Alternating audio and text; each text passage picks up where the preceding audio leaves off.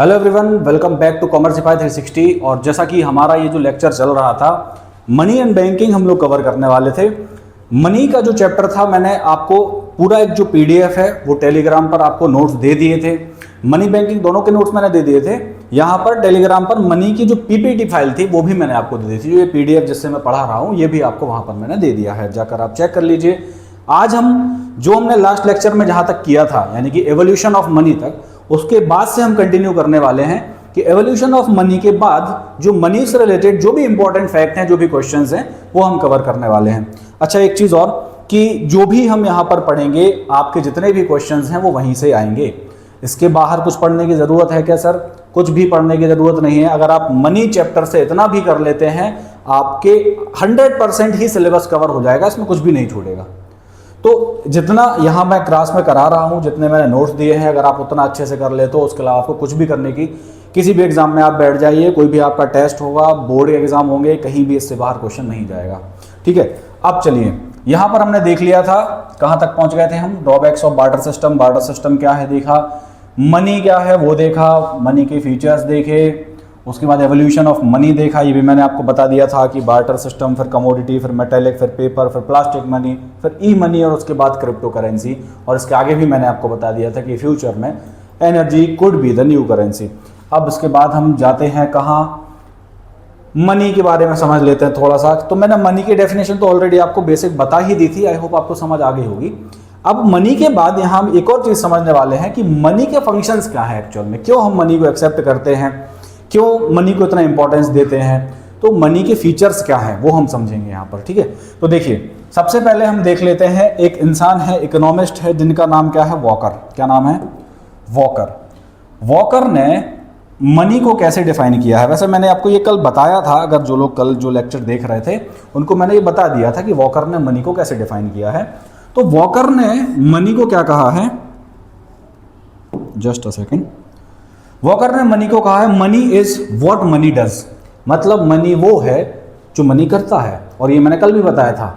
मतलब क्या कि मनी जो एक्सचेंज का काम करता है, as a medium of exchange उसको हम एक्सेप्ट करते हैं, इसी को तो हम मनी कहते हैं। तो money is what money does, जो मनी करता है वो मनी है।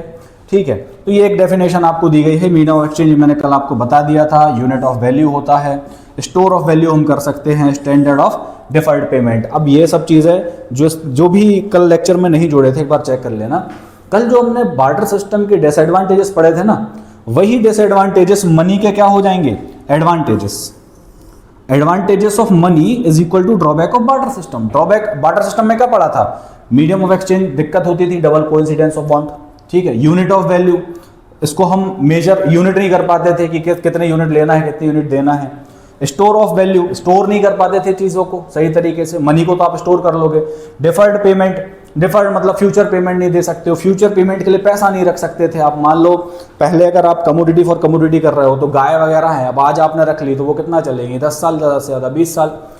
आज के टाइम में आप मनी रखते हो, वो तो आपको पता है कि लंबा चलना ही है, बैंक में पैसे डाल दो, कहीं जाने ही नहीं है, तो आप फ्यूचर पेमेंट सेव कर सकते हो, सेविंग्स कर सकते हो।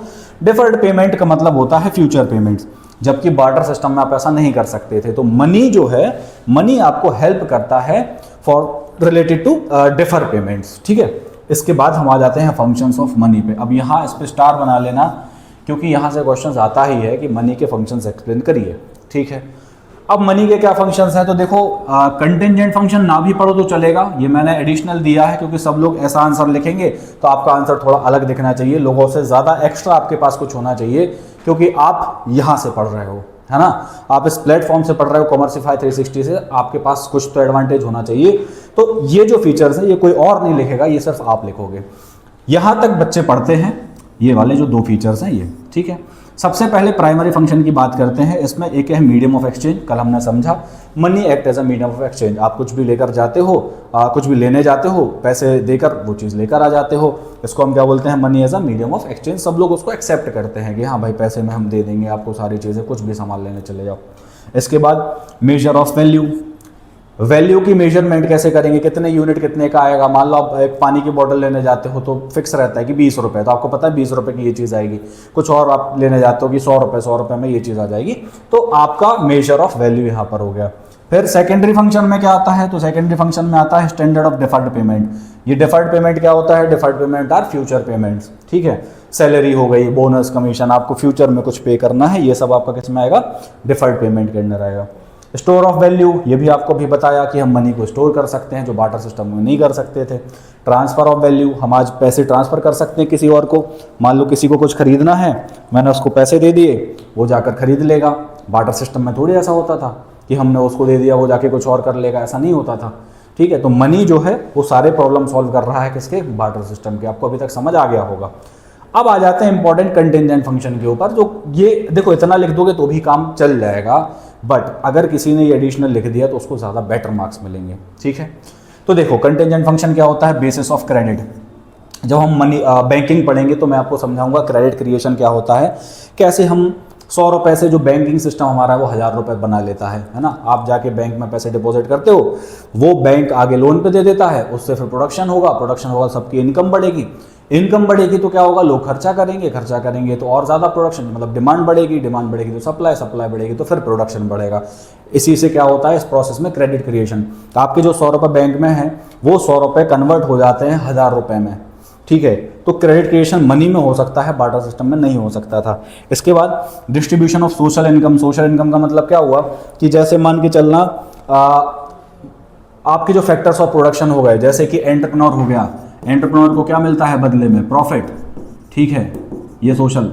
फिर इसके बाद आपका बिल्डिंग हो गई, बिल्डिंग को क्या मिलता है सर, बिल्डिंग को मिलता है रेंट, ठीक है। तो ये आपकी क्या है, डिस्ट्रीब्यूशन ऑफ इनकम। फिर आपकी लेबर हो गई, लेबर को क्या देते हो आप, लेबर को सर हम वेजेस देते हैं, ठीक है। तो ये जो डिस्ट्रीब्यूशन ऑफ सोशल इनकम है ये मनी में हो सकता है, बार्टर सिस्टम में ये पॉसिबल नहीं हो पाता था, ठीक है। इसके बाद फिर है जनरल फॉर्म ऑफ कैपिटल। सबसे लिक्विड असेट अगर हम बात करें तो वो कैश ही होता है। लिक्विड असेट का मतलब क्या होता है सर, लिक्विड असेट वो होते हैं जिसको आप बहुत जल्दी कैश में कन्वर्ट कर सको, है ना, जिसकी लिक्विडिटी ज़्यादा है उसको आप कैश में जल्दी कन्वर्ट कर सकते हो। तो जनरल फॉर्म ऑफ कैपिटल मतलब आप बिजनेस चला रहे हो, आपको कोई चीज़ परचेस करनी है, सबसे जल्दी किस चीज़ से परचेस कर सकते हो, ऑब्वियसली कैश, मनी से। तो सबसे अच्छा जो फॉर्म ऑफ कैपिटल है वो मनी ही होती है, मोस्ट लिक्विड असेट होता है वो आपका। इसके बाद मैक्सिमम बेनिफिट, तो जो वेलफेयर है वो मनी के थ्रू आपका गवर्नमेंट वेलफेयर, पब्लिक वेलफेयर, ठीक है, ये सब कुछ वेलफेयर अचीव होता है जब मनी का क्रेडिट क्रिएशन होता है, जब मनी काम करती है इकोनॉमी में, मनी सर्कुलेट होती है, तब आपका मैक्सिमम बेनिफिट आपको देखने मिलता है। तो ये सारे फंक्शंस हैं मनी के। आई होप आपको समझ आ गए होंगे, नहीं आया हो तो एक बार फिर से लेक्चर को देख लेना, आपको समझ में आ जाएंगे। नोट्स जो हैं वो सारे के सारे मैंने टेलीग्राम पर दे दिए थे, ठीक है। चलो हम नेक्स्ट देखते हैं आगे क्या है। चलो तो ये सारे फीचर्स हैं, ये आप देख लेना, मैंने आपको समझा दिया है कि money is a medium of exchange, ठीक है। इसके बाद money is a unit of value. हम कल से इसी चीज़ की बात कर रहे हैं तो मैं दोबारा इसमें आपका टाइम खराब नहीं करूँगा। डिफर्ड पेमेंट भी आपको बता दिया है, इसको अच्छे से पढ़ लेना। और देखो पॉइंट्स में मैंने आपको नोट्स दिए हैं, 3 पॉइंट हैं, जैसे नोट्स मैंने दिए हैं वैसे ही आप एग्जाम में लिख देते हो तो भी आप बहुत अच्छा स्कोर करोगे। ये पॉइंट्स के फॉर्म में दिया है, ऐसे हेडिंग डालोगे, हेडिंग के बाद में आप ऐसे 3 पॉइंट्स लिखोगे, बस आपका काम हो गया। ऐसे हेडिंग डालोगे, ये 3, 4, 5 पॉइंट्स लिख दिए, आपका काम हो गया। इसी तरीके से आंसर फॉर्मेट, ये आंसर फॉर्मेट में ही नोट्स हैं आपको दिए गए हैं, तो आपके हिस्से की जो भी मेहनत थी वो हमने और हमारी टीम ने कर ली है। आपको बहुत ज़्यादा मेहनत वहाँ पर नहीं करनी पड़ेगी, आपको बस ये पढ़ना है और वहाँ जाकर लिखना है, ठीक है। पहले समझना भी है, समझना बहुत इंपॉर्टेंट है, क्योंकि जब तक नहीं समझोगे आपकी पढ़ाई का कोई सेंस ही नहीं निकलेगा। इकोनॉमिक्स बहुत अच्छा सब्जेक्ट है, कंसेप्चुअल सब्जेक्ट है, तो पहले समझो, फिर इसको रटो और फिर एग्जाम में लिखो, ठीक है। यही टॉपर्स का सीक्रेट है।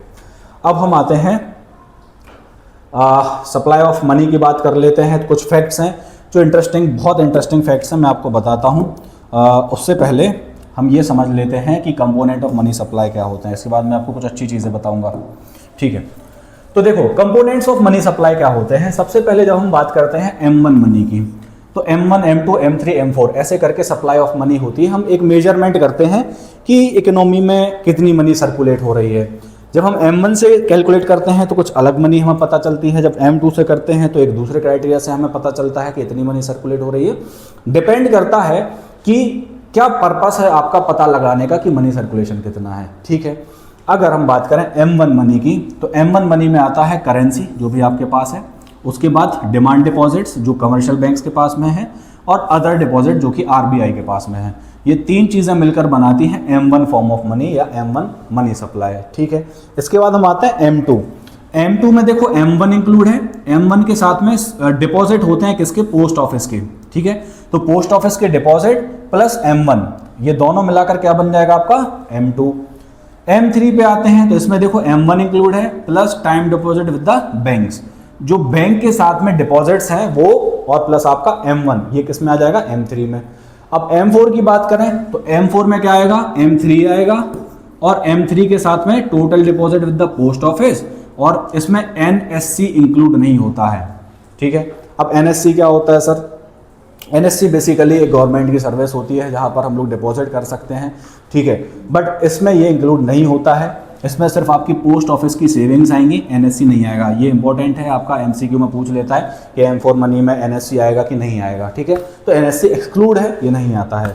चलो अब मैं आपको कुछ इंटरेस्टिंग फैक्ट्स बता देता हूँ। सबसे पहले ये देखो, supply of money refers to stock of money held by those who demand money and not by those who supply money. तो जिनके पास जो डिमांड करते हैं मनी की, उनके पास में जितना पैसा है, स्टॉक ऑफ मनी है, उसको हम कहते हैं सप्लाई ऑफ मनी। मतलब जनरल पब्लिक ले लो, कमर्शियल बैंक्स ले लो, ये क्या करते हैं, मनी की डिमांड, तो इनके पास जो डिमांड जितनी भी है, जितना पैसा पड़ा हुआ है, वही आपकी क्या आ जाएगी, मनी सप्लाई या सप्लाई ऑफ मनी में आ जाएगी। इंटरेस्टिंग फैक्ट्स की बात करते हैं। सबसे पहले यहाँ देखना कि 1 रुपए का जो नोट होता है या कॉइन्स होते हैं, वो उस पर किसके साइन होते हैं, फाइनेंस सेक्रेटरी के, ठीक है। तो देखो 1 रुपए का नोट और कॉइन्स, इस पर साइन होते हैं फाइनेंस सेक्रेटरी के, ठीक है, and they are printed by the ministry of finance या गवर्नमेंट ऑफ इंडिया। तो फाइनेंस मिनिस्ट्री के जो सेक्रेटरी होते हैं उनके साइन होते हैं, उनके द्वारा इशू किया जाता है क्या, 1 rupee note and 1 rupee coin. अब 2 रुपए से ऊपर के फिर उस पर किसके साइन होते हैं, तो 2 रुपए के ऊपर जो भी नोट होते हैं, 2 रुपए से लेकर 2000 तक जो हमारे देश में है, उन पर साइन होते हैं आपके आरबीआई के गवर्नर के, यानी कि they are issued by RBI, reserve bank of India, ठीक है। तो 2 रुपए के ऊपर या 2 रुपए का जो नोट या कॉइन होंगे वो किसके होंगे, आरबीआई गवर्नर। 2 रुपए से नीचे के जो भी होंगे उन पर फाइनेंस मिनिस्ट्री, ठीक है। फिर रुपी is not made on paper. आपका जो रुपया है वो पेपर का नहीं बना होता है। आपको लगता है कि हाँ ये पेपर जैसा दिख रहा है और फिर कागज ही तो है, कहते हैं ना कागज का टुकड़ा है, बट ये वो कागज का टुकड़ा नहीं होता, वो बना होता है किससे, कॉटन से और कॉटन रैक से। तो कॉटन आपने देखा जिससे कपड़े बनते हैं ऑब्वियसली, तो कॉटन से ये बना हुआ होता है। तो आप समझिए इस चीज को कि रुपए जो है वो पेपर का नहीं बना होता है, वो कॉटन का बना हुआ होता है। तो 3 फैक्ट आपने देखे। पहला क्या, 1 रुपए का जो नोट है और कॉइन है, यानी कि 2 रुपए से नीचे की करेंसी, उस पर किसके साइन किसके द्वारा इशू की जाएगी, मिनिस्ट्री ऑफ फाइनेंस। अब 2 रुपए से जो ऊपर या 2 रुपए के हैं उन पर आरबीआई गवर्नर के साइन होते हैं, ठीक है, यानी कि वो इशू कौन करेगा, रिजर्व बैंक ऑफ इंडिया, ठीक है। तो आप देख सकते हो ये कॉइन्स हैं हमारे, ये इंडियन करेंसी है, इसको सबने देखा ही होगा, ठीक है। आप अगली बार आप जब देखो तो चेक करना कि किसके साइन है इसके ऊपर। और इसके बाद कुछ और फैक्ट्स मैं आपको बता देता हूं। यहां पर देखिए, आपने अभी तक ये ऑब्जर्व नहीं करा होगा, इंडियन नोट के ऊपर टोटल 17 लैंग्वेज इसमें लिखा होता है।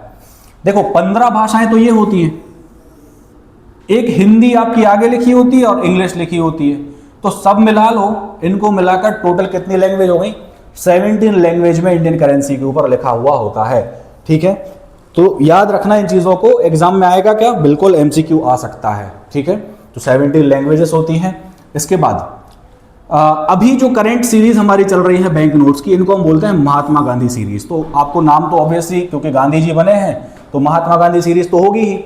इसके साथ ये याद रखना कि महात्मा गांधी सीरीज जो है ये 1996 में इंट्रोड्यूस की गई थी। 1996 से जो है महात्मा गांधी सीरीज के नोट्स चल रहे हैं, जो हम आज भी चला रहे हैं, ठीक है। डिमोनेटाइजेशन हुआ, कुछ नोट्स बंद हुए, कुछ आए, वो होता रहता है, बट गांधी जी परमानेंट हैं, गांधी जी तो आपको मिलेंगे, ठीक है।